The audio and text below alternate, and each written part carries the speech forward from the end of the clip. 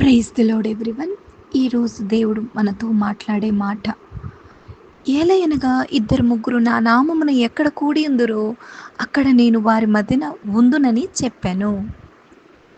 మరి ఇక్కడ దేవుడు ఇద్దరు ముగ్గురు నా నామమున కూడినప్పుడు నేను వారి మధ్యకు వచ్చేస్తానని చెప్తున్నాడు.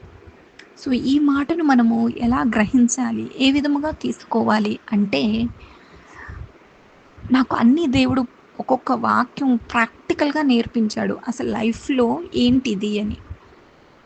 మా ఫ్రెండ్ నేను వాసంతి, మరి యుఎస్ నుంచి తను రోజు కాల్ చేసేది. మేము ఇద్దరము యేసుక్రీస్తు నామమును బట్టి కాల్ చేసుకొని మా ఫ్యామిలీ బర్డెన్స్ని దేవుడి పాదముల దగ్గర పెట్టుకొని, నా ఫ్యామిలీ కోసం తను, తన ఫ్యామిలీ కోసం నేను ప్రార్థన చేయాలని ఆలోచన మరి తనకే దేవుడు అనుగ్రహించాడు.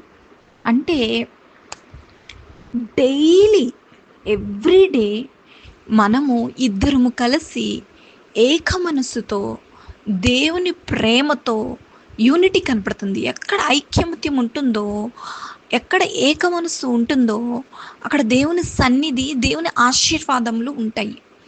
సో నీ ప్రాణ స్నేహితురాలు మరి ఇద్దరము కలిసినప్పుడు, మేము ఒకరి ఫ్యామిలీ గురించి ఒకరు ప్రార్థన చేసుకున్నప్పుడు దేవుడు చాలా అద్భుతములు మా జీవితంలో జరిగించాడు, మా కుటుంబంలో జరిగించాడు.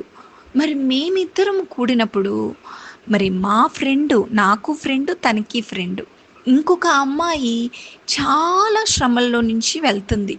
వాళ్ళ హస్బెండ్కి 2 కిడ్నీస్ ఫెయిల్ అయిపోయినాయి. సో దేవుడు మేమిద్దరం కలిసినప్పుడు ఒక ఆలోచన ఇచ్చాడు. మన ఇద్దరము కలిసి ఇంకొక అమ్మాయి ప్రెగ్నెంట్, చాలా కష్టంగా ఉంది ఆ అమ్మాయి ప్రెగ్నెంట్ డేస్ అన్నమాట. సో మేమిద్దరము వాళ్ళిద్దరి గురించి చేయడానికి రోజు మా ఫ్యామిలీస్తో పాటు మా ఫ్రెండ్స్ గురించి కూడా, వాళ్ళు